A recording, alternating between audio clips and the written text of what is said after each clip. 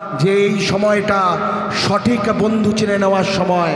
সঠিক বন্ধু চিনে নিন, আন্দোলনের বন্ধু চিনে নিন, আপনার লড়াই সংগ্রামের বন্ধু চিনে নিন, সেই মানুষদেরকে চিনে নিন যারা আপনাদের পাশে থাকবে, আপনাদের হকের কথা বলবে, আপনাদের হকের লড়াই লড়বে। তাই আগামী দিনে আপনারা এই বাসন্তী ব্লকে আইএসএফের সঙ্গে আরও বেশি বেশি করে যুক্ত হবেন, এই আশা ভরসা রেখে আপনাদের সকলকে অসংখ্য ধন্যবাদ, অভিনন্দন, সালাম জানিয়ে আমার বক্তব্য আমি এখানে শেষ করছি।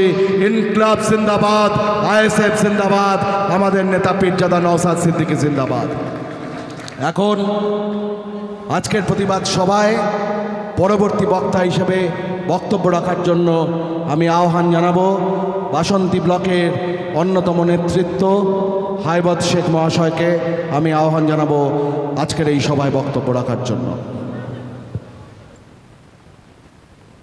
দেশের প্রত্যেকটি মানুষের মতো আমরা আইএসএফও এই সময় দেশের পাশে ছিলাম, দেশের প্রতিরক্ষা বাহিনীর পাশে ছিলাম। সেনাবাহিনী যে সমস্ত জওয়ানরা অক্লান্ত পরিশ্রম করে আমাদের দেশকে সুরক্ষিত রাখেন তাদের পাশে আমরা ছিলাম। কিন্তু সেই পাশে থাকার মধ্য দিয়ে আমরা দুটি গুরুত্বপূর্ণ প্রশ্ন আইএসএফের পক্ষ থেকে এই দেশের সরকারের কাছে রাখতে চাই। যে অপারেশন সিঁদুর সফল হয়েছে আমরা অত্যন্ত খুশি, হ্যাঁ আমরা খুশি।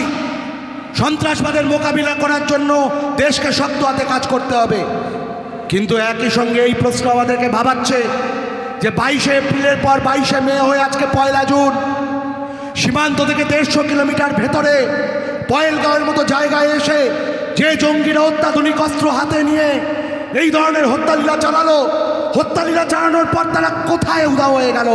কেন এখনো অবধি আমাদের দেশের গোয়েন্দা সংস্থাগুলো তাদেরকে গ্রেপ্তার করে উঠতে পারলো না?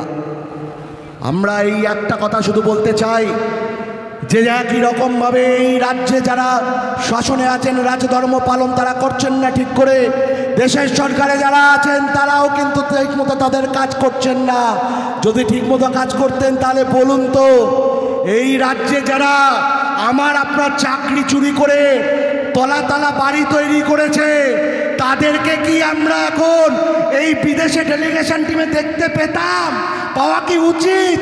তাদের যাদের জেলের পিছনে থাকার কথা আজকে তারা আমাদের দেশকে নাকি প্রতিনিধিত্ব করছে, এই দেশের সরকার তাদের কাজে ঠিকমতো করছে না।